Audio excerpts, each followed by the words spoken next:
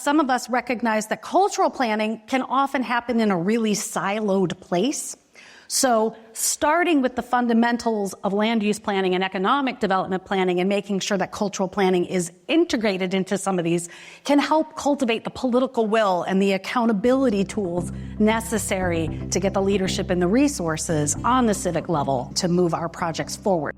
Welcome to Voices of the Community, your window into the vital issues shaping Northern California. This episode is part of our second season of our Art and Culture series, which features highlights from the second annual California Arts and Culture Summit organized by our partner, California for the Arts. This episode features the Casemaking for Collaboration panel discussion, where we explore the intersection of arts advocacy, economic development, and urban planning. Join Tracy Hudak, Director of Field Engagement for California for the Arts, and Jackie Melendez, the Assistant City Manager of the City of Chino.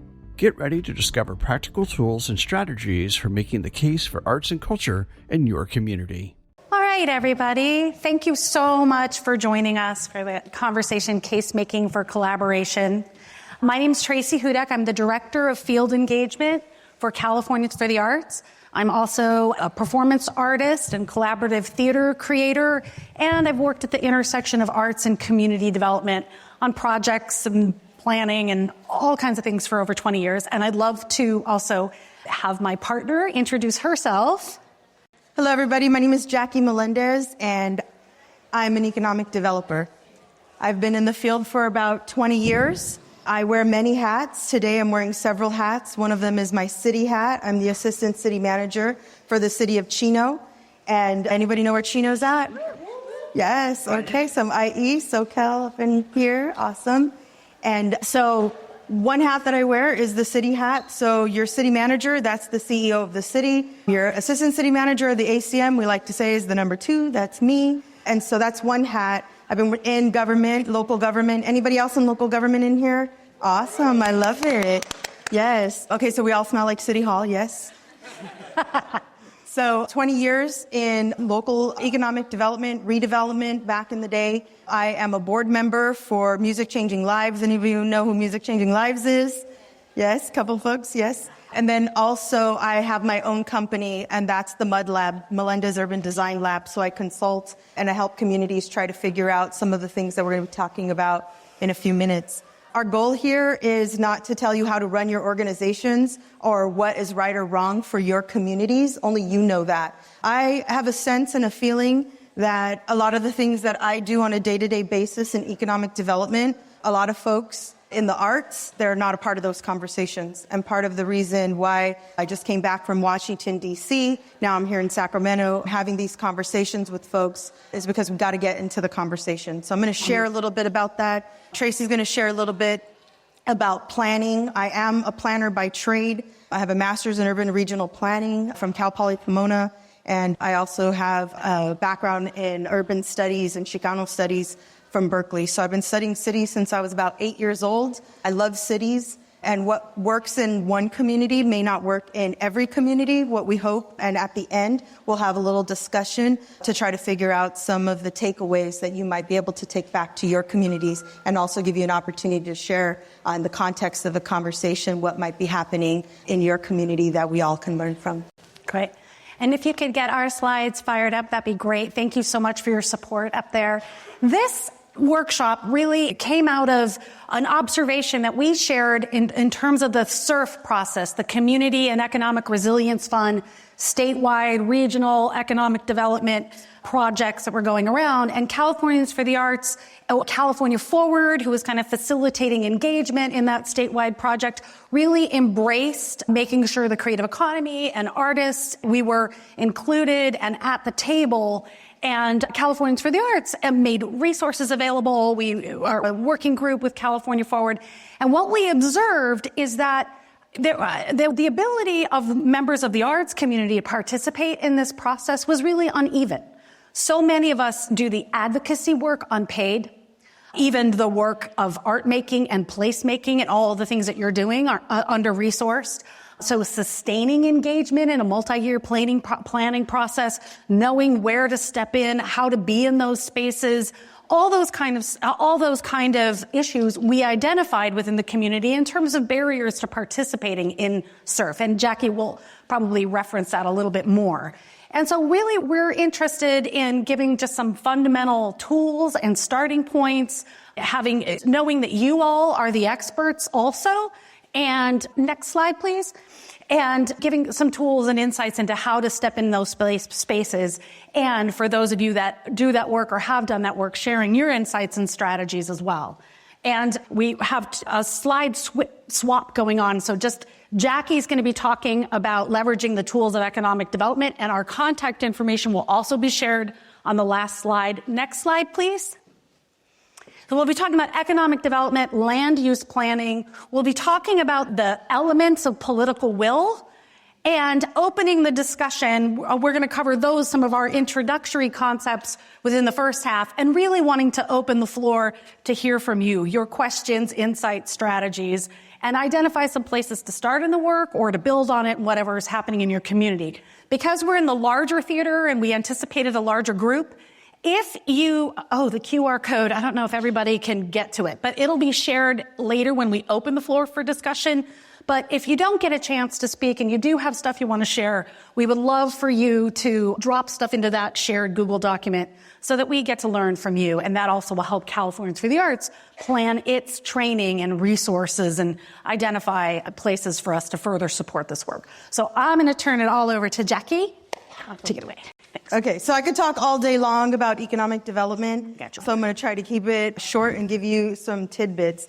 Like I said, for those of you who are just walking in, I'm an economic developer, and quite often when I'm in economic development circles, when I'm at economic development conferences or I'm at a chamber event, not very often do we see folks that are part of the arts community in those spaces. And then when I go and I wear my arts hat, I'm in those spaces, I never see economic developers. In my community, there was one guy that I would see in both places, and he recently passed, RIP, John Mikado, if you guys know him. He was an amazing person and an amazing connector, and that's really what this is all about. This is about connecting. So I'm going to jump right in, and I'm going to ask you, before we go to the next slide, I'm going to ask you to think about what is it that you think about when you think economic development, when you hear that. And also, any economic developers in the room, raise your hand. Yes, okay. Awesome. All right, any planners, MERPs? Masters of Urban and Regional Planning, yes, awesome. Okay, that is like the ugliest acronym in academia, the MERP.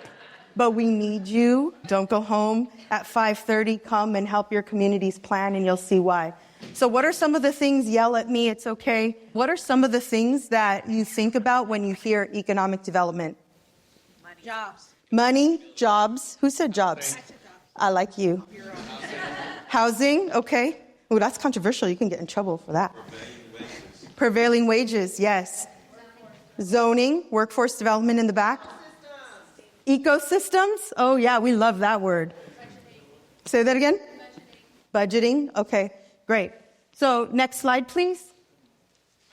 This is the definition from CalEd, California Association for Local Economic Development. It's the largest professional organization for economic developers in the country, with over 900 folks as members, including myself, for 100 years. This is their definition, and I'm going to read it. It's the only thing I'll read from the slides, okay? The creation of wealth from which community benefits are realized. It's more than just a jobs program. It's an investment in growing your economy and enhancing the prosperity and quality of life for residents. What's missing from that? Do we like that definition? Is it community? Do you see the word community up there? Right? Community benefits. What is that? Do we know what that is? Anybody else? Equity. Equity, yes. Who said that? Right there. Thank you, sir. What's your name? Kev Choice. Kem Soy? Kev Choice. Kev Choice. I got that wrong? That's right. You got it. All right, thank you. What else? Yeah. Sustainability. Mm-hmm. Yeah. What else? Diversity. Yes. So I bring this up and I problematize this definition, which is generally accepted, to problematize this distinction between traditional economic development and inclusive economic development. So when I first started in economic development and redevelopment in California back in the day, that was my first job in local government, everything was about location, location, location. Okay. Then it went to jobs, jobs, jobs. And that meant, okay, hey, these folks want to bring a business to the community. They want to meet with the mayor. Okay, all right, how many jobs? 200 jobs. Yeah, let's meet with them. Okay, then it turned into, hey, these folks want to meet with the mayor, and they're going to bring 200 jobs. Now the question became, well, what kind of jobs? Oh, well, it's going to be some mid-range, some entry-level, it's a good mix, or some C-suite. Okay, yeah, let's meet with them. And in economic development, we're always asking, well, what's next? What's the next thing? And usually they use some sort of sports metaphor or something. They love that. It's just a cultural thing. And so then the thing that's next is what? What do you guys think? Profits. Profits is now. What's next? Technology, that's a good one. We've already said it. Tourism is a good one. That's part of economic development now. Housing, creative. Yeah, well, that's why we're here, so that can be the case. The next step is inclusion. It's inclusion, okay? City Hall is woefully ill-prepared to deal with inclusion and economic development in a marriage. You all in this room deal with diversity, equity, inclusion all the time, right? It's like part of the DNA. It's the air that we breathe. So not so much in some of these other spaces, and definitely not so much in economic development and in those places and those spaces. And so that's why we need to sort of come together. So the folks that over here that I heard that said the creative economy, that's what this is about. This is about bridging and learning each other's languages so that we can have better conversations in support and in service of the various communities that we serve. Next slide, please. So traditional economic development, these are sort of the tricks and the tools of the trade. It is, remember I said location, location, location, jobs, jobs, jobs. And really it's about land and labor and kind of like all those things that you sort of traditionally think about when you think about, okay, what business is coming, what development is coming into the community.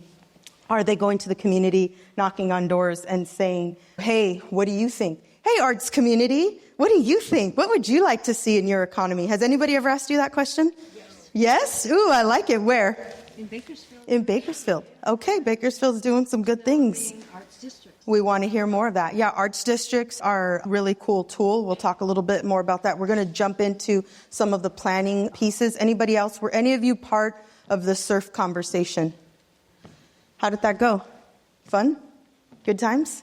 There's an art representative for North Valley Drive on the steering committee. Awesome. I love that. Yeah, the arts groups, y'all really fought to be in that space, and I thought that was a really valiant effort. I helped lead the effort in the Inland Empire region in that space. We already had a collective impact group called IE Go. Anybody ever heard of that organization? Yay, good. So I was the first executive director for that organization, and we used the collective impact model to start to move forward inclusive economic development, and we'll talk a little bit more about that and share some of that. So these are the things, these are the tricks of the trade. And when I turn back, you can't really hear me as well, so I'm going to try to make that work. So business attraction, business retention, expansion, workforce, what I call BREW, I created that term in the business. Best and highest use, anybody know what that is? Best and highest use, what does that mean? It's going to be on the quiz. Okay. Best and highest use means I have a piece of property, I'm a developer, and I want to get the most money out of that property. Okay, best and highest use doesn't mean, what's the best thing for the arts? It's right in the arts district. It probably should have something to do with the arts. No, what's the best and highest use of that property? Which means what? How much? What can I get out of it? Dinero, yes, thank you. Real estate development, PPP, that's not the loans that folks got. That's public-private partnerships in this world. Okay, so City Hall wants something, the community wants something, government goes down and the people say, hey, we want this thing. We want a theater in our community. We want, fill in the blank. What are some of the things that you all want in your community that you don't have right now that's going to take big money? Say it again. Arts Center. What's your name?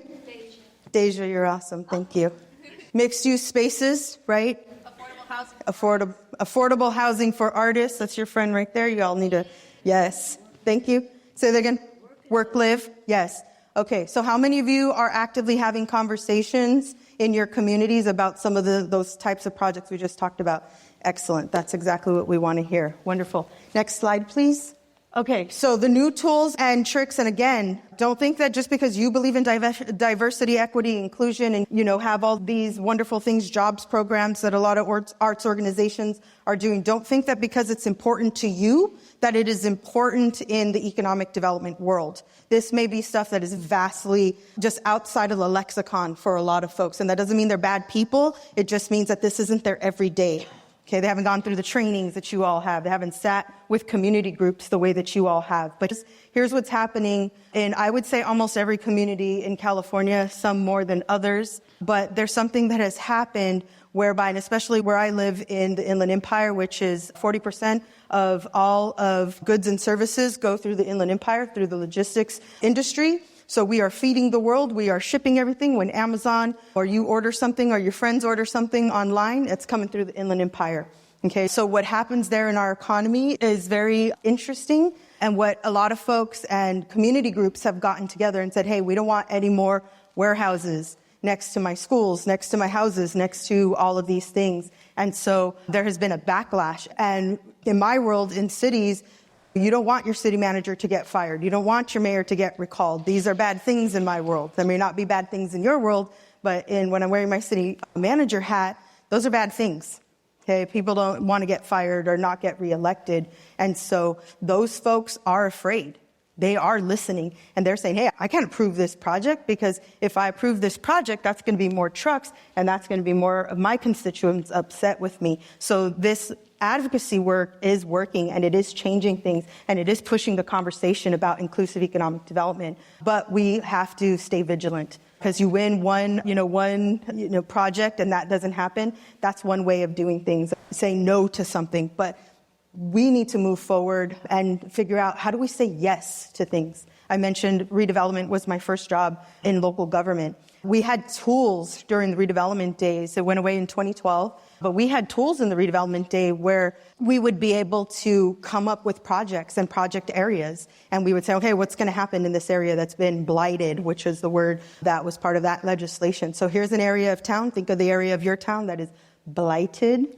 Needs love, I like to say. So that area of town that is blighted needs some love and attention. We had a tool to be able to inject into the economy. I say, and I was there, so I'd love to fight with anybody that tells me different, and that's that redevelopment wasn't very responsive to the community. So when redevelopment went away and it got challenged from the court, nobody came up to protest to say, no, we need redevelopment, even though every single day, if you're shopping in some of your communities, probably that area that you're shopping in or that district that is really cool and it used to be maybe not so cool, or, we can go into the gentrification conversation if we want to, but really this is about money and tools to revitalize areas that without investment, you don't have economic development. That is foundation and base of economic development. Okay, perfect. So these are some of the things of a language that you all, how many of you know human-centered design? Excellent. What about my planner up there? Yeah, she raised her hand. All right, yes. There's so few of us, and especially, folks of color and women who are MERPs and urban and regional planners. We got to stick together, we just got to. Okay, so co-creation, diversity, equity, sustainability, all the things that you all said, yes, this is economic development right now. In some places, yeah. But as a whole, if you go to the economic development conferences and the national and the international, they struggle with this stuff. So we need you to come and roll your eyes and be like, come on, this is basic, figure this out, right? But on the other side of it, is there's things that you all don't know that happens, at lunches, most developments happening at, a lunch. Hey, what do you think about that corner on da-da-da-da-da? Oh, yeah, my friend owns it. Let's call him and see what his highest best use for that property. That's how economic development, that's the seed of it. Okay, that's most of it. So if you're not in those conversations, any of you ever been in one of those conversations with that, Yeah, hey, give me, without giving out names and, criminalizing yourself. A lot of it's been a mix of public use of land, streets, that a major thoroughfare goes down during the pandemic, a walking path. Yeah. And I've been in a lot of conversations with business owners about how they tend to use that space. Yeah. Lots of complaints about parking. Yeah. Always the parking. Okay, next slide, please. Okay, so I just really quickly wanted to show this. I know in this group, I just came back from DC, and when I show these slides to folks, I have to do a little convincing and cajoling. I don't have to do that. Y'all are my people. You understand the vital importance to the arts on all these different multiple layers. This right here, what happened with McDonald's? Agree or disagree, doesn't matter. That's impacting our economy, okay? The robots, they're not only coming, they're here. That's going to impact our economy. That's already impacting the arts. So these aren't values. It's not a value judgment either way. I like it, I don't like it. It's just this is happening, and we have to get ready for it. Bernie Sanders, like him or not, doesn't matter. Probably, the 32-hour work week, that's going to be something the business community is going to come after hard. That's going to impact the folks that you serve and artists and all that other stuff. So these are just trends we have to be ready for. How many of you read the Wall Street Journal? Business? Yes, love it. Maybe read a newspaper, right? That's the better question. Next slide, please. Okay, so this is the arts economy, what just happened with the Swifties and with the Beyonce concerts and all of that. We're looking at Olympic-size economic impact in these communities. So anybody that tells you, like, oh, why is the arts on the table? Then that's how they'll talk, I promise. So this slide really basically tells it all in an economic development context. Like some of your stuff that you do might say, oh, I don't see myself up there. But this is how you speak to economic developers right here. Mona Lisa. How many visitors go and see the Mona Lisa every year? Anybody know? 4 million, a little higher? Yes, Deja. How much? 10 million. Who said it? Right there. You're right. 10 million. That's the power of one painting. Now I'm an economic developer, so my brain just goes like, ooh, okay, how many dinners was that? Okay, how many Uber drives was that? How many, all these different multiplier effects. That's how we start to look at the economy, and that's how you all have to be looking at the impacts of the things that you're doing, the artists that you're bringing in. So I'm not going to go too much to the Cheech, just shout out to Cheech. I'm Chicana. To have the Cheech, to be in the opening gala when all that was going down, our art wasn't even looked at as art. We weren't allowed to be in museums. So to have our own museum, if you hear us bragging about this, is a big deal for us. How many of you have been to the Cheech? Yes, if you haven't, plan a trip, come down, spend some of your economic development dollars in the Inland Empire. Hey. All right, next slide. And I'm almost done. I'll turn it back over. Creative economy, I just want to share this with y'all. And that's that we were at the Creative Economy workshop that Californians for the Arts put on. And this was the workshop that had the, artist drawing. And so I just wanted to share this with you so you can see how multifaceted the creative economy is. If I were talking to purely economic developers, I'd have to explain this slide. Yeah. But I'm not going to explain it to you because you all know. I just want you to be aware of it. And then finally, next slide, please. Okay, next slide, I want to talk about a little bit, my other hat with Music Changing Lives. So I've been doing some form of this inclusive economic development workshop for 5 or 6 years now, going wherever they'll let me come and, tell my silly jokes and, get my cheap laughs. And thank you, muchas gracias. So what ended up happening is I started to work with Music Changing Lives, and you can read up about them. And Josiah's in the back here. You can talk to him. He has a flyer in his pocket to give you, I promise you. And so what we were saying is, it's not enough for me as an economic developer to get up here and talk about all of these things. We really have to be partnering with the organizations that are putting this into the ground. So Music Changing Lives, these are some of the programs that they have, artist development, music programs, and all those kinds of things. And that's wonderful and that's great. But what we have to do is, in this example, is we have to take it to the next level. And that next level really is, how are we making sure that we're not just creating one gig or one more mural project or one more hosting or music, maybe a small music festival or concerts in the park or something like that. How do we teach the artists how to be thinking about generational wealth? How do we start to impact the economy so that if we could do one music festival, or we can raise money and collaborate and get that theater arts center that we want. Now we're creating more opportunity. So we're talking about scale. We're talking about magnitude. So those things that you're all doing, they're important and they're necessary,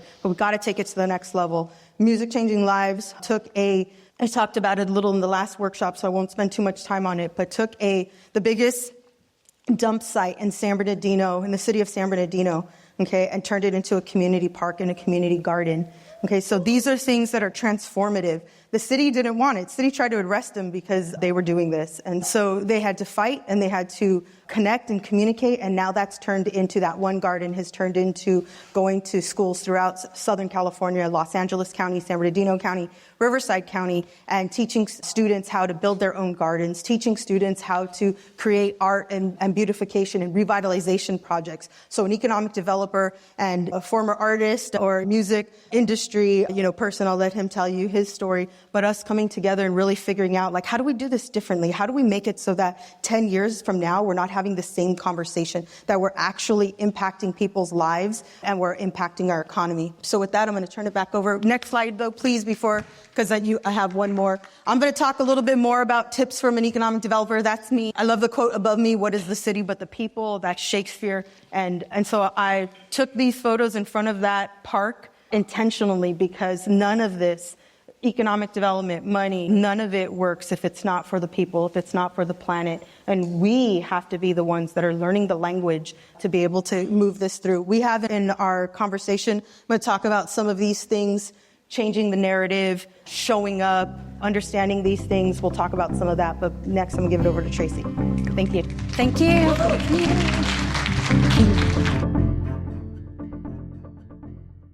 We'll be right back to the Casemaking for Collaboration panel discussion, where Tracy Hudak and Jackie Melendez are sharing insights on how to leverage the tools of economic development and urban planning to support a thriving arts community. Let's take a moment to acknowledge our generous sponsors who make these discussions possible. Voices of the Community is made possible by generous support from the Zellerbach Family Foundation, dedicated to ensuring vibrant work is created, new voices celebrated, and diverse communities have opportunities to thrive. Learn more at zff.org. We're also supported by the Peaceful World Foundation, fostering a culture of global peace through hosted conversations and education. Discover more at peacefulworldfoundation.org.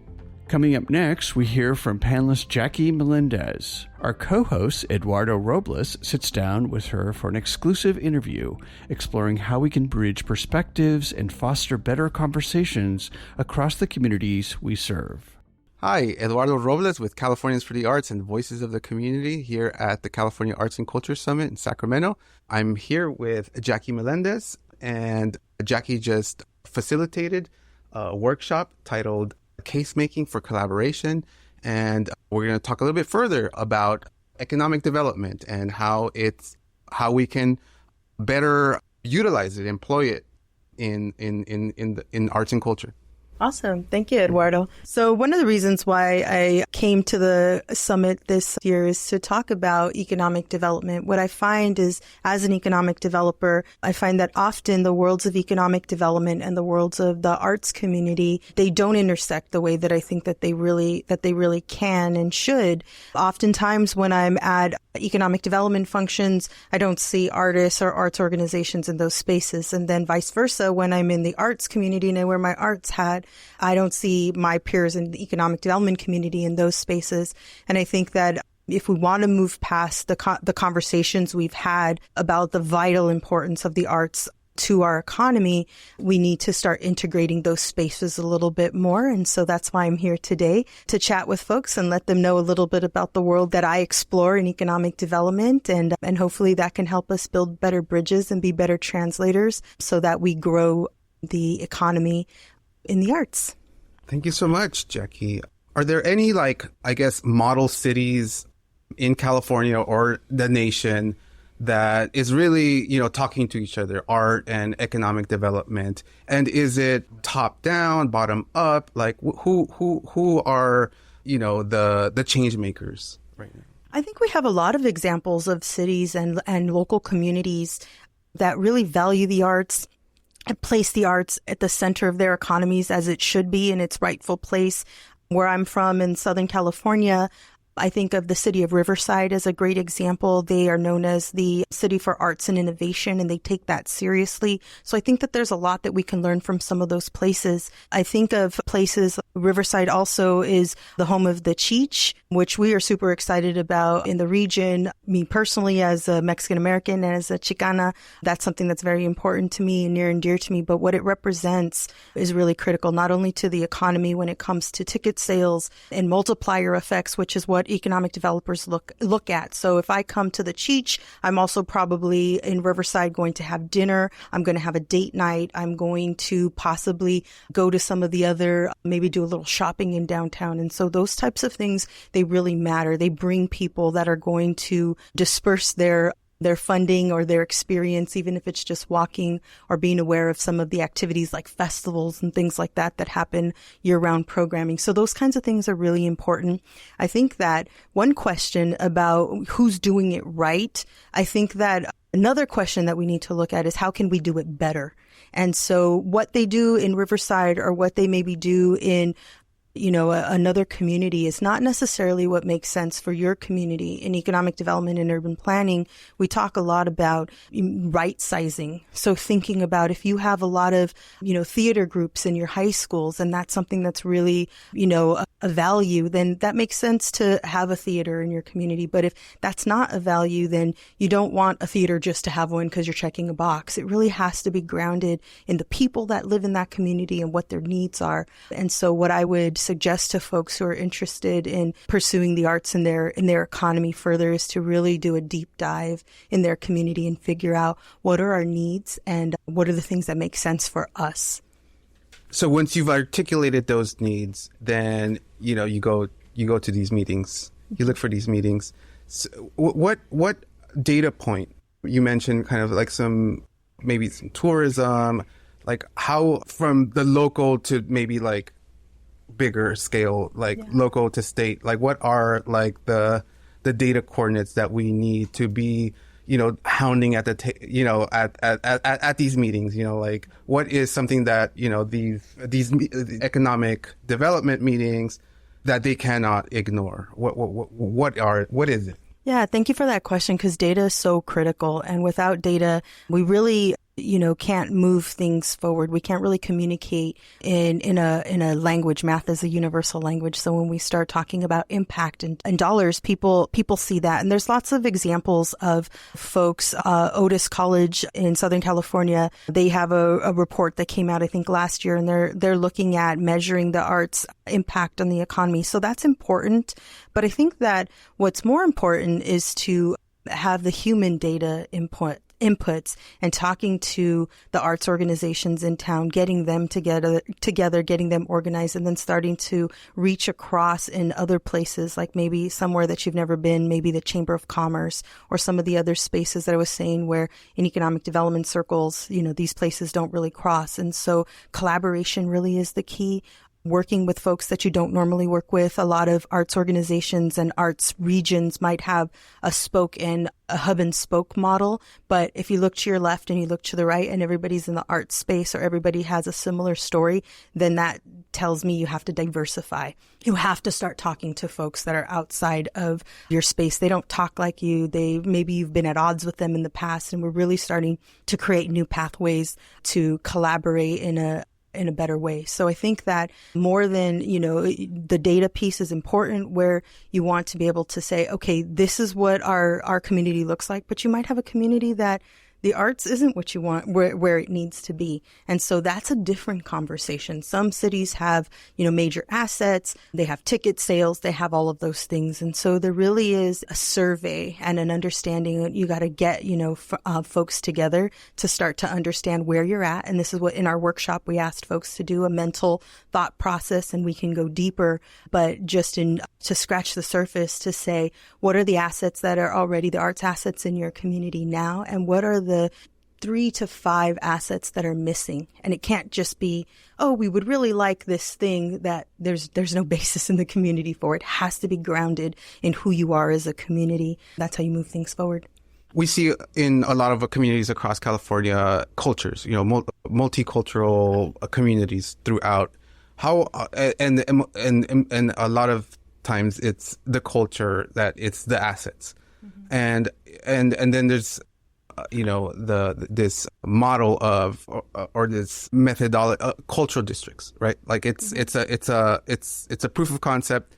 It drives economies. It improves quality of life. It brings people together. How dialed in is economic development, the folks there, to this kind of this influential thing that's happening with cultural communities? So what I would say is be kind to your economic developers, first and foremost. Most communities don't have a lot of economic developers on staff. So if you're in a city or you're in a county, there really isn't a lot of economic developers. They're overwhelmed, just like folks in the arts community, to do the work that they need to do, which is build an economy. Economies don't build by themselves. They really do require intentional professionals who know what they're doing to move an economy in whatever category you're trying to move it in. So if the arts is a category that you're interested in moving, you need to know your economic developers in your city. Everybody should know who those folks are, and take them to lunch and talk to them and find out, what are some of their pain points.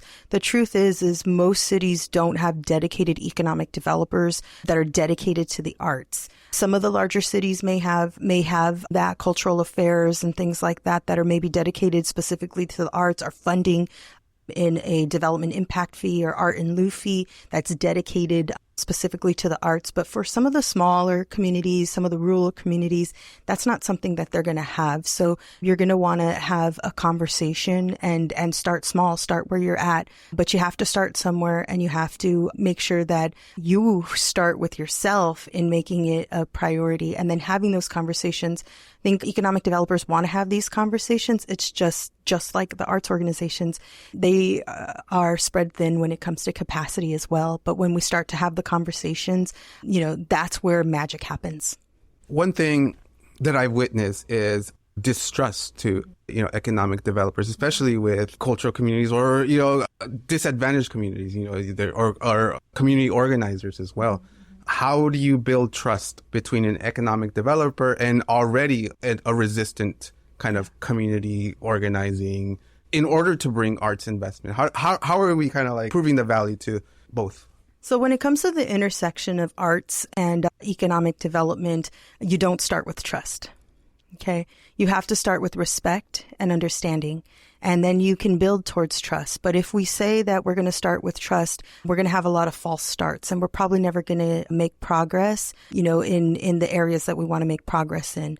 We have to start with mutual respect and mutual understanding. Economic developers have to understand what the arts community does and what their impact is on the economy. And the arts folks have to understand what the economic developers' role is and what they are doing to impact the arts community, if anything.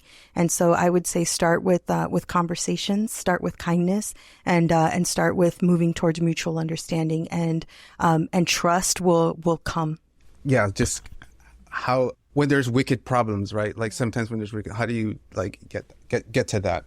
Oh, you're nerding out on wicked problems, aren't you? I understand the reference. You're nerding out. Are you an urban planner? Did you take any urban planning classes? I'm interested in similarly in urbanism and the role of, I guess, culture, but and interested in that conversation.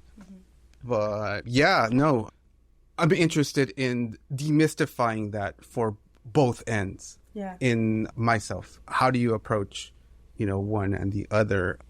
Well, what I'll say is final thoughts. I will say that the arts are a vital component of the economy in general. So let me say it again. The arts are a vital component of the economy in general. And so we have to start from there. The arts orgs have to start from there, knowing that they deserve a place at the table, knowing that their narratives and their stories and the constituents and the communities that they serve matter. And so coming into spaces and having conversations, they deserve to be in those spaces. And without the arts, economies are pretty boring, right? So we need to make sure that we are including ourselves in the conversation, because the truth is nobody's excluding us. Nobody's excluding the art space. It's just folks need to show up and they need to talk about who they are, and we just need to create language so that we can have better conversations. Thank you so much, Jackie, for all of this very insightful, information. And, hopefully, advocates, arts advocates, community organizers, are, a little demystified on the role of economic development and, the need to be in conversation for, culture communities, for art to thrive, for, investment. Yeah.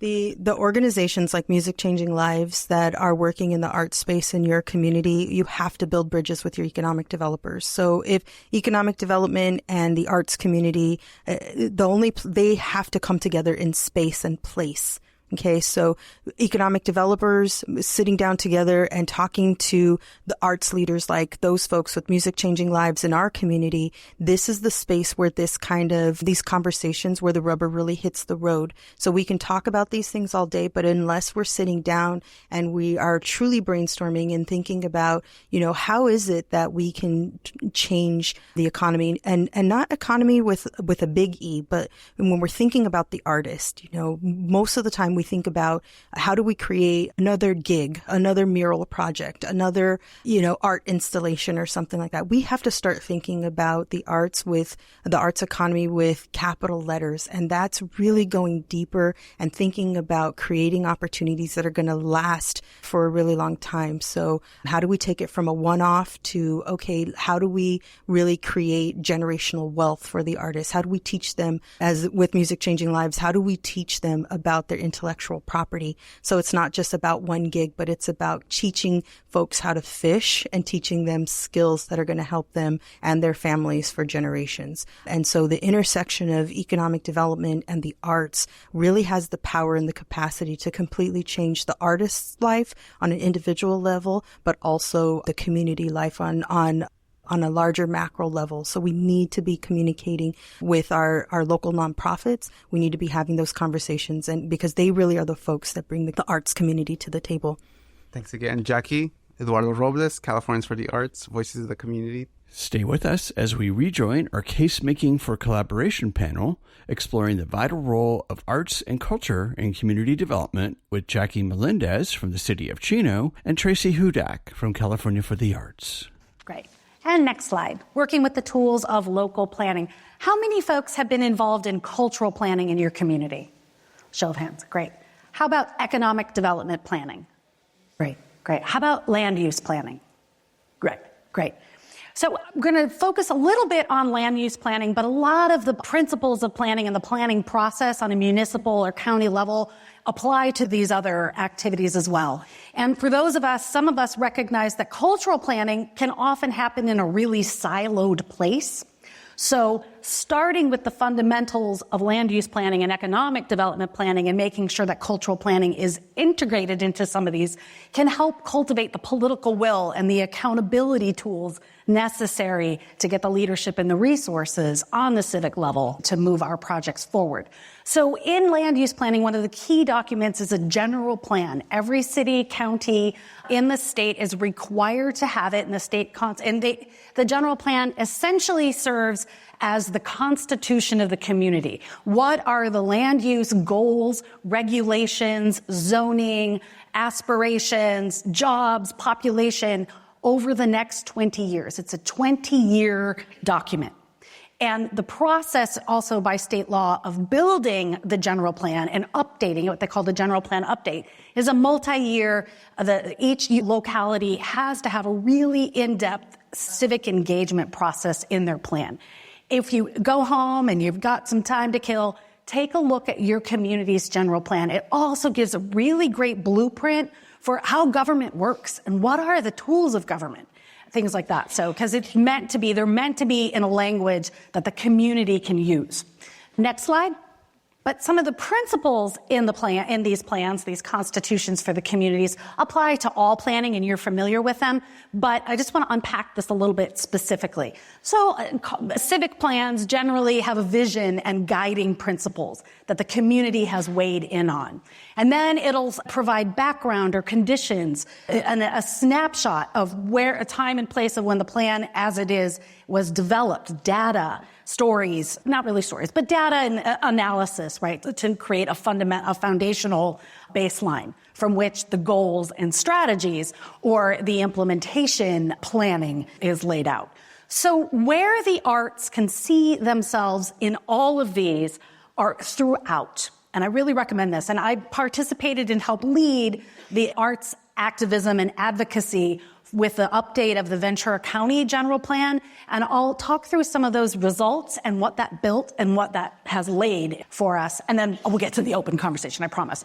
So just a couple of things. It's really important for arts advocates and tradition bearers, artists, cultural organizations to participate in the visioning and guiding principle process in your plan, to get named in the vision statement of the community, to get named as a guiding principle, access to the arts, strengthening the creative economy, retaining and keeping artists in our community, to be named within the vision and the guiding principles.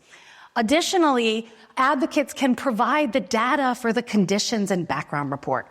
For those communities that participate in the AEP6 from the Americans for the Arts, the economic prosperity data sources, you can provide those to your planning commission. And when you provide those via email or through public comment, that is public record. It's a process of like, yes, government received this. And whether they include it and edit or all of that, but providing the data, expecting to be named and identified within the conditions is also a really great foundational step. And then contributing, being prioritized in the goal, contributing ideas for strategies. Let's say one of the goals is your general plan or your economic development plan wants to help diversify the economy by growing small businesses. Well, our folks in the arts community can step up and say, well, our nonprofits within this budget range, our independent artists and creative businesses, we are that diverse sense of small businesses, right? In the old economy, towns used to be one company towns, and then with huge technological shifts or offshoring of manufacturing, towns were devastated when it relied on one industry. But when we can step forth and say, you know what, we are your small businesses, and you know what else we do? We provide the things that attract talent, keep families here, keep young people here. We're part of your future planning because of what we provide. So that's why we deserve to be in the strategies, in the goals, in the implementation steps outlined in plans. And also, we can be partners in civic engagement. So many of you provide trusted spaces in your community to invite the community in a place where they're comfortable. Like how many of us have worked in art centers that also provide childcare so folks can, so parents can participate in the process and their kids are making art, right? That type of partnering, stepping forth as a partner. How can we help? We have this space. And also setting the terms of the scope of the plan. In one of the cities in my county, when they're updating their general plan, they put in their survey, how important are the arts to you? And that is a virtually useless question, right? Terrible survey question. It doesn't ask, it doesn't specify. Some people see the word arts and they think ballet symphony and they think not me. We unpack that and ask, how important is it to you that you and your family members have access to tools for creative expression? How important is it that you have access to places of cultural and tradition building and expression? How important is it to you to have artists stay in your community and have access and so on? Help them unpack that question in the ways that are meaningful to your community, that you know are meaningful to our community. So our community can see themselves in the question and say, oh, yes, sign me up, right? And next slide, please. And also something that I learned that I thought is really interesting is that government thinks a lot about itself, local government, spatially, right? They have very specific jurisdictions over which they have authority. And they have very specific tools, federal or state level tools that they can use to shape that space. And counties often, if some of you live in counties that don't already have a robust commitment to the arts or aren't thinking about themselves in that way, a lot of times that is because county staff and county electeds think about arts being the facilities in cities, right? So what we can do is lead county government to seeing themselves also as regional agenda setters and conveners. What's important to our region? Because artists I've done surveys, artists will move to where there's opportunity and affordable space, right? We're agnostic to any of these boundaries. So if you run up against that, like, because they don't think they have the tools, they do have the tools. They're the agenda setters. They're setting the agenda for the region. So that's a way to break in there. Next slide. So where the arts traditionally intersect with land use planning is the percent for art programs, where a developer or even a local government would pay a portion of has to provide a portion of their built project has to be public art, or they can contribute fees in lieu of providing public art. And that's a really great tool. That's a really important tool to advocate for. We could work on that together. But How many people in here have one of those, the DIS or arts in lieu? Supposedly? Proposing it. Great. Okay, so raise your hands again real high so people can see you. Talk to those folks, because if your community doesn't have one, you need to be, that's huge. Yeah. And an interesting thing is that there's governments do run into snarls with public art, right? And freedom of expression. And there's a lot of issues around government setting this tone for what is art and what isn't on behalf of their community. So what we're really wanting to also encourage is suggesting that instead of it being aesthetic, contributing to a pool to fund access to the arts. So what's interesting about the percent for the art fee, it's called a design impact mitigation fee. And it's supposed to be, it's a development mitigation. And it's supposed to be technically, the technical tool is development impacts communities. It impacts infrastructure. It impacts parks and transportation and roads and all that kind of stuff. And so developers are supposed to contribute money for the public good to help mitigate those impacts. And a lot of times that money goes to what's called essential services, parks and rec and police and safety and things like that. And so really having that story of we are not the aesthetic pretty part of the building, we're essential services. So you can use this funding to fund essential services. Does anybody who has percent for the art have a clause where it can go for programming and grants and not just the built environment? No? Okay, we'll look for resources and models for that, because we know also that cities don't like to do things that others haven't already done.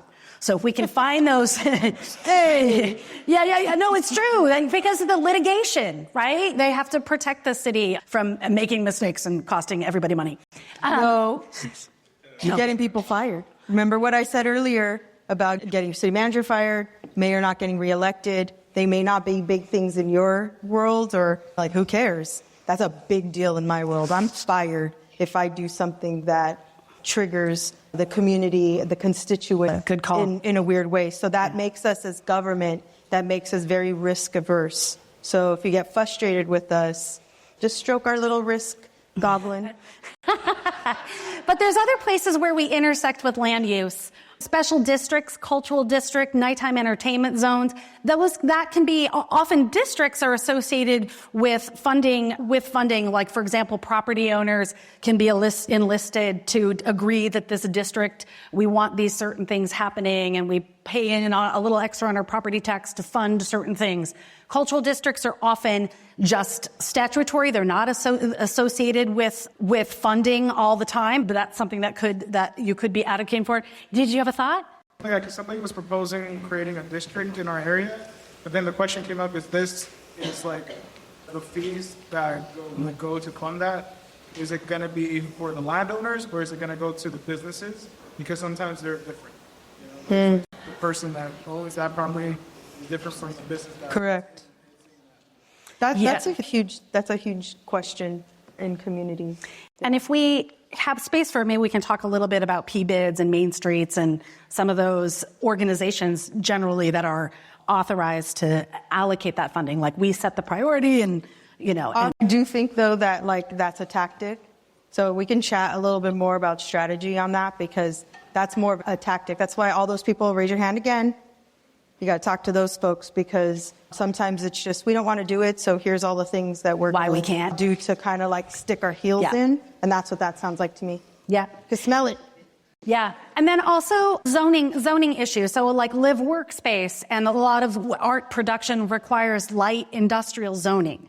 So if we need spaces for us to produce and present art, land use and activities that are zoned for activities, we run up against that stuff. So just be aware of that and maybe strategizing the change of a zoning requirement for an area which would be right for space that could be adapted, reused for arts production. And of course, business and regulations. Sometimes when local governments might not have the money to fund things, they use regulations and reducing friction of regulation or reducing fees to incentivize what they want to make happen. So that's another zone where we can advocate. Next slide. So in working in the Ventura County General Plan, we advocates got very specific language that we recommended before commissioners and in writing just to be in the vision. And you'll see like stewardship of our cultural and natural resources, that our cultural resources, both the local indigenous living tribe, cultural artifacts in the ground. A lot of land use planning deals with found artifacts and how to manage and respectfully manage them, but the larger cultural social sphere, kind of opening them to that. And then talented people, like we named people as a resource in our, and that came from the arts. And commitment to collaborate, and also nonprofit organizations were not named in terms of economic priority, and even given the vast impact that they have. So we had a coalition with nonprofits. And just naming healthy, vibrant, diverse communities, how we name our communities. We contributed that language to the vision statement. Next slide. And then we also made sure that our general plan had an economic element for the first time, an economic development element, and we made sure the creative economy was in there and prioritized. Next slide. And there were other parts of the plan. I'll get back to that. But really because those elements were embedded, and we also were identified in some strategies, that created the basis, an accountability document, a basis for further action, further investment, further commitments. And the land use plan, now most people's general plans are already adopted and they're happening and they go out to 2040. But there are amendments. It is a living document. But that kind of change requires political will. It requires leadership. It requires continued conversation. And decision makers that might lead that would be elected officials to influence, commissioners and commissions, and key staff member. Now, in local government, most of you probably already know this, but much of the directive and the thrust of what happens has to come from elected officials. They're the representatives, and commissioners and staff don't often have advocacy power, but they do have influence. They are the trusted knowledge bearers. And so those relationships and staying in conversation. And then there are other change makers in our community, folks, and they can be us. Individually meeting with elected officials and letting them know what we're making happen in the community. We can be those influencers, but then also be thinking about civic leaders, your community foundations, your chambers of commerce, your business improvement districts, the groups of folks who convene, who talk about what's important to the community, who are trying to make communities thrive. They're eager to partner with us. They're eager for ideas often. And with a caveat. And thank you, too. Good, I'm perfect on the timing. Universities and researchers also can provide the local data, can do the footwork for you to make the case and build the data for the stories. How many of you have a data committee for your organizations? What's your organization? At a community college. You're at community college. What about You've got the resources. Nice. Okay. Great. So if you don't have that data resource, you can partner with local scholars, academic teachers, professors, or departments in your universities or community colleges. Or your MERPs. And your MERPs. Yes, yes, yes. And then also those folks who are tasked with systems change, your disaster recovery coalitions and groups, folks that are trying to, any of the relationships that were built for the census outreach, that California worked really hard bringing all kinds of diverse people together to make sure folks were counted. If you want to get involved in and partner in terms of engagement in this year's election, those are great people to build relationships with in terms of getting the vote out, supporting their efforts to bring people to the table. Those are great partnerships because those are the people that are meeting and continuing to talk about how do we build those partnerships for systems change, collective action, some of the stuff that we'll talk about next. Yep. Next slide. And just 2 more slides. So the inclusion, the general plan led to an action item, a strategy area in County of Ventura's economic development plan. Creative economy was prioritized as a potential asset, and the political will for that was in the general plan, where 2 key art supporter supervisors that had to have a lot of data, a lot of conversations that embolden their staff to lead the way, advocates constantly in conversation, and a funding resource as well was activated. But there are other parts of the general plan: workforce readiness, increasing, diversifying, and small businesses, marketing and branding. That was a big focus of our plan, and we didn't have enough advocates, I think, to get into those strategies. But we're the stories that they want to tell about. Come to our community. Here's what there is to do, and how to connect with the community and have an authentic experience of it, et cetera. Next slide. And then just another example of a confluence of political will built from plans is Working Artists Ventura. This is a live-work place that the doors opened in 2006. It's an old story, but this is an essential arts infrastructure space in Ventura County. Because of this affordable housing, some of the most important leaders of diverse organizations and traditions group live there and are able to stay in our county. This is a pivotal win, and Jackie's going to talk a little bit too about this kind of key infrastructure for the creative economy. Next slide. And so with a confluence of political will there was there was a planning issue. There was a downtown specific plan that wanted to revitalize downtown. There was a 1992 plan, an update in 1998 that proposed a cultural district. None of that happened. A cultural plan that said the arts identity of the City of Ventura was really important, and that artists were at risk of leaving because they couldn't stay. And then political leaders. We had art strategy focused council members that got it. And we had a really trusted staff person within the city of Ventura. There was several. There was a lineage of trusted staff people, and then a visionary developer who could tell the story, a brownfield that made the land cheap and got federal funding to clean it up, and other forms of federal funding that allowed that space to be built. But the foundation of that were the planning documents, because I will tell you that leadership that made this happen is gone. The City of Ventura closed its cultural department, swallowed it into community partners. Leaders passed on but the documents live on. And again, as a basis of accountability, that this was a vision that was established. So I'll stop there and we'll open it up. Thank you so much. Next slide. So we want to do a thought exercise with y'all in the remaining minutes and seconds we have left.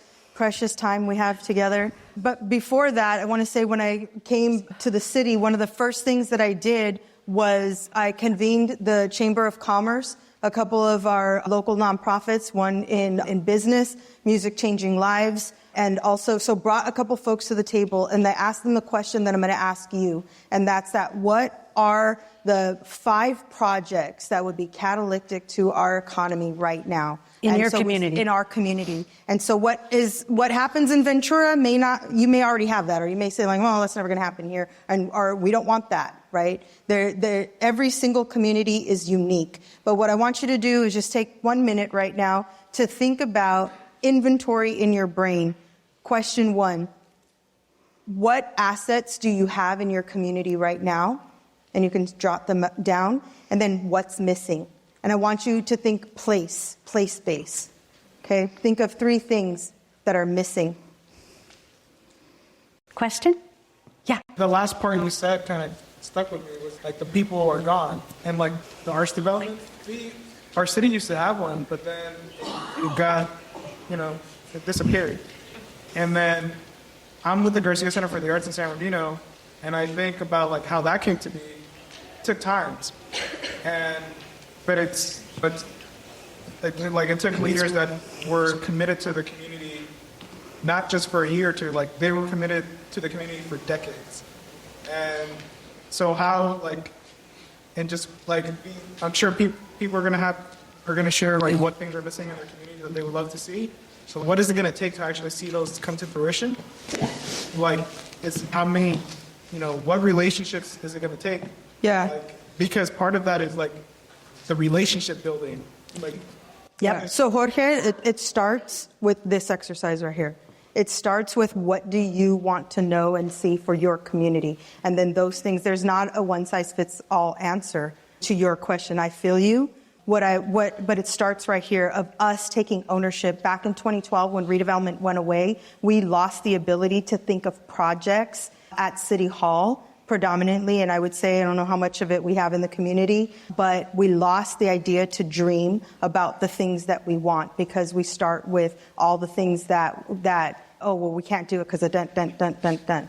Okay, so step one is this exercise right here. And that's what are the things that you need. And we're not going to solve it in this space, but we're going to start with ideation. That's step one. And then we make friends. Okay, we start to make friends. I would also recommend going to the plans that do exist and finding yourselves in them. If there's something about the social determinants of health and guiding communities to healthy communities, show up and say, we do that. We're already doing that. How many of you are part of your chambers of commerce? Okay, a couple folks, that's a good hand. And then some people are like, maybe you're like, I don't see myself there, I don't like that, or maybe I'll start my own chamber of commerce, right? Here's what I would say. Start your own chamber of commerce for the creative economy. If you want in your community, here's a better idea. Go and chat with them and say, hey, can you start a committee? Can you create a committee for the arts? We'll handle it. We'll be a part of it. And let's go and have that conversation. So now what we're doing is we're being collaborative. We have had decades and centuries of fighting, right, at each other's throats. So the tools of the future and the tools of the youth really are about collaboration. I was a protester and all the things. I saw a lot of machismo in that space. And today, what I care about and what's in my heart is how do we collaborate? How do I go and sit across from folks that don't look like me, don't talk like me? They didn't come from gangs and violence and drugs and craziness and chaos the way that I did. But I'm going to sit down with them because they have something that I want. Yeah, in the back. Right there, you. I just want to say also, as an artist, capacity is an issue. Just being an advocate. Yep. This is a strategy, economic strategy as an artist. Is you as a practicing artist engage in the process for money. And there are funds available to you through grants, arts grants, participate in this sort of process, doing this practice with imagination. Facts. This is about shaking ourselves. We got to shake ourselves out of our silos. Huge opportunity. Yeah. And you can advocate yourself as being part of the Yeah. process. We have the skills 100%. as artists to help with communication, which they really struggle with in government, of how to engage with folks in a way that's We struggle in government. What's your name? Joseph, thank you. Okay, so your 1 minute's over. I see you. I'll come right back to you. We are getting the... Yeah, we're getting this. Okay, so wait, one more thing. So come and take me off the stage. I can fight. No, I'd rather take you to dinner, though. Yeah. Okay, so just give me a couple of something that you're like, we desperately need this in our community. And anybody? Transportation. Okay, in the art space? We're very rural. Rural community. That's land use planning, transportation. Land use planning. Land use. Live workspace. Yep, absolutely. Okay, what do you want? More specifically, a large city-owned performing venue that isn't tied to Zellerbach, UC Berkeley, or to a... Hey! Yeah. All right, go Barrys. I got to do it. I want to offer, for those folks that want to keep going with this conversation so that we're all running behind for all reasons and we want to respect what folks are expecting to come in here next. But if we really want this to continue, we can go in the lobby.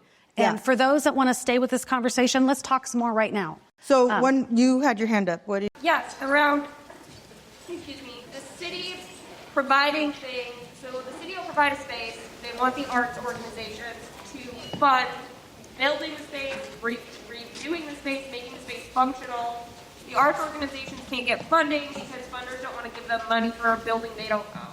Yep. The cycle of artists saying that the city's not providing enough, the city saying that the artists aren't grateful enough for what they do provide, and then nothing gets done. Yeah, okay, so if you take nothing, and this is final thought, and we're out of here, okay? But we can go in the We gotta lobby. go to dinner, and I'll be out over there. You can't miss me. What I will say to this is this. We are disrupting the conversation by our very presence. By us being here in this space, we disrupt the conversation. The more we stay in, the world is crumbling around us as we know it. Okay, so the more we stay tied to old ways of organizing, old ways of operating, old ways of just doing business, we're going to crumble with those old ways. People in other communities are doing it, and I'm here to tell you, as an economic developer, money is the easiest problem to solve for.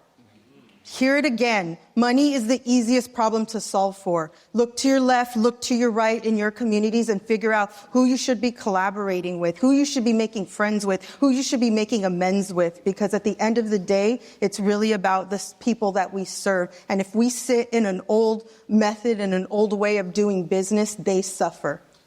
Thank you. Good. Thank you, everybody. Thank you for joining us for Casemaking for Collaboration. We hope you gained valuable insights and tools for advocating for the arts in your community. Special thanks to our panelists Tracy Hudak from California for the Arts, Jackie Melendez from the City of Chino, and co-host Eduardo Robles for their expertise and passion. Now it's your turn. Get involved, attend city council meetings, connect with local organizations, and advocate for the arts. For more resources, visit voicesofthecommunity.com, click on Where Art Meets Impact, and explore Episode 5. While you're there, explore a wealth of interviews and stories in our Arts and Culture series. Stay connected by subscribing to our newsletter, and if you're inspired, consider donating or volunteering. Your support keeps the creative spirit alive in our community. Until next time, keep championing the arts. Join us next time as experts from the California for the Arts Summit discuss recent policy updates, statewide initiatives, and local legislative wins, highlighting key cultural developments and visions for a future rooted in arts, culture, and creativity. Today's episode was made possible through our co-production partnership with California for the Arts at their second annual California Arts and Culture Summit. Special thanks to our technical crew, audio and video wizard Eric Estrada, and our production partner Bayvac Media and their team Paula Argoni, Andy Konami, Javon Giles, and Clay Go. Thanks to Casey Nance from Citron Studios for the graphics magic. A special thanks to our broadcast partners who help share these important conversations. KSFP LP-FM in San Francisco, KPCA LP-FM in Petaluma, Petaluma Community Public Access TV, and Bayvac Media's SF Commons Public Access TV. Thank you for your commitment to amplifying diverse voices and perspectives. Please support these partners and our mission by tuning in and spreading the word. Voices of the Community is made possible by generous support from the Zellerbach Family Foundation, dedicated to ensuring vibrant work is created, new voices celebrated, and diverse communities have opportunities to thrive. Learn more at zff.org. We're also supported by the Peaceful World Foundation, fostering a culture of global peace through hosted conversations and education. Discover more at peacefulworldfoundation.org. And we love your support to continue to make shows just like this one. Go to georgecoster.com and click on the donate button. Take Voices of the Community with you on the go. Subscribe on Apple Podcasts, Spotify, or your favorite podcast app. Enjoying the show? Please rate and review us. It helps more people discover these important stories. Watch past and future episodes on YouTube by searching for Geo Coster. Have feedback or ideas? We'd love to hear from you. Email george@georgecoster.com. I'm George Coster from San Francisco. On behalf of our team, thank you for joining us. Until next time, remember, your voice matters.